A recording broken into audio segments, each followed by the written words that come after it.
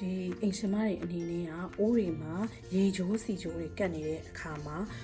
မပြောင်းမယောင်ဖြစ်နေတဲ့အခါမှာစိတ်ညစ်ရတယ်ပေါ့အဲ့ဒီအတွက်ဒီရေချိုးစီချိုးတွေကိုဘယ်လိုပြောင်းအောင်စေးမလဲပေါ့နော်ကျွန်မဒီလမ်းလေးတစ်ခုကောင်းတာလေးတွေ့ထားလို့ပေးချင်ပါတယ်ရှင်ပထမဆုံးဒီလိုဘူးလွတ်လေးတစ်ခုလိုမယ်ပေါ့နော်ဆော်ရာပေါ့နော်မဟုတ်ဆော်ရာလေးတစ်စုံထည့်မယ်ဒီထဲမှာတော့ကျွန်မ3လဆဖြစ်နေတဲ့အတွက်တစ်စုံလောက်စာပဲရှိမယ်ပေါ့နော်စပွဲတင်စောနဲ့တစ်စုံလောက်ပေါ့နော်ကျွန်မထည့်လိုက်ပါမယ်မဟုတ်ဆိုတာထည့်ထားတဲ့ဒီဘူးလေးတွေကိုကျွန်မအိမ်သုံးဆက်ပြလေးပေါ့နော်အိမ်သုံးဆက်ပြဆိုပကံဆေးဆက်ပြလေးအနည်းငယ်ထည့်လိုက်ပါမယ်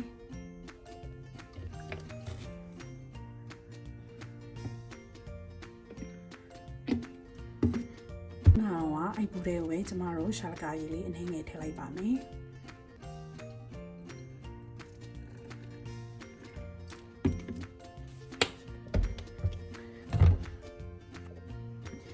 ဒီဘူးတွေကိုမုတ်ဖုတ်စော်ရာရဲ့ပကံစီဆက်ပြရဲ့ရှာလကာရည်ရဲ့ထည့်ပြီးသားအချိန်လေးပါဒီလိုပလင်းလေးကိုလုံးဝပြန်ဖုံးပြီးတော့ကျမတို့အိုးရဲ့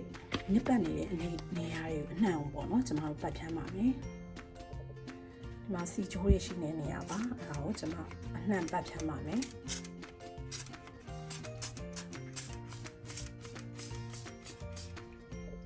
ဒါအိုးဘေးတွေရောအနှံ့ပတ်ဖြန်းမိသားအနေထားလေးပါပလတ်စတစ်အချီလေးအုပ်ပါမယ်အုပ်ပြီးတော့နိုင်ဝက်ခန့်ပေါ့နော်ကျွန်မခဏလေးပြတ်ထားလိုက်ပါမယ်ရှင်ပလတ်စတစ်အချီစားလေးကပ်လိုက်ပါမယ်လုံအောင်ကပ်လိုက်ပါမယ်နော်ဒါplastic အကြီးစားလေးနဲ့ကျွန်မဟိုးတစ်ခုလုံးပေါ့နော်ဖုံးအုပ်ပြီးတဲ့အနေထားလေးပါရှင်အဲ့လိုပဲအဖုံးလေးကိုလည်းပုံနေတဲ့အရေးလေးကျွန်မဖြန်းလိုက်တော့မယ်ပေါ့နော်ဖြန်းမှုအတွက်ပုံနေတာဖြစ်တဲ့အတွက်ကျွန်မအကုန်လုံးပဲတောင်းချလိုက်ပါတော့မယ်ရှင်ခဏဆောင်ကြည့်ပြီးတော့ကျွန်မတို့အနေထားလေးကိုနိုင်ဝက်ခါမှာကြားတဲ့ခါမှာပြန်ကြည့်လိုက်ပါမယ်ရှင်အခုလောက်ထားတာနိုင်ဝက်ရှိပြီဆိုတော့ကျွန်မ wiping paper လေးတွေကိုဖယ်လိုက်ပါမယ်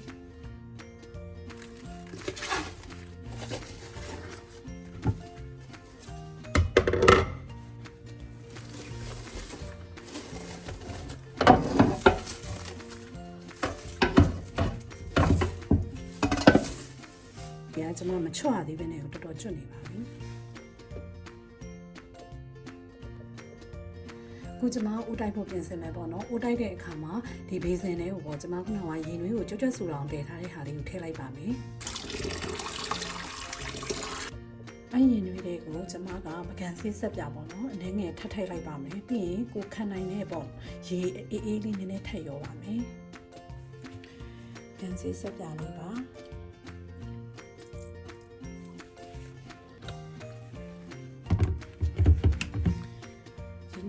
ဒီအေးလေးနဲ့ရောလိုက်ပါမယ်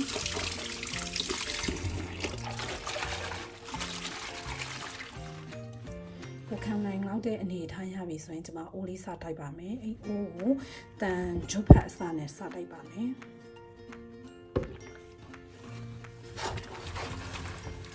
ရေထဲစိတ်တိုက်မယ်ပေါ့နော်အဖုံးတိုက်ပြီဆိုတော့ကျွန်မအိုးလေးစတိုက်ပါမယ်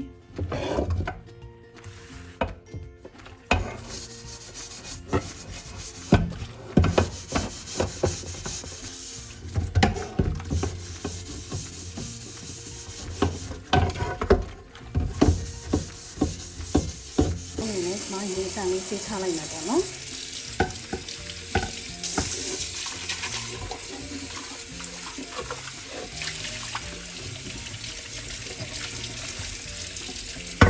အဲ့လိုပဲအိုးဖုံးလေးကိုလည်းရေတန်ဆေးချလိုက်ပါမယ်နော်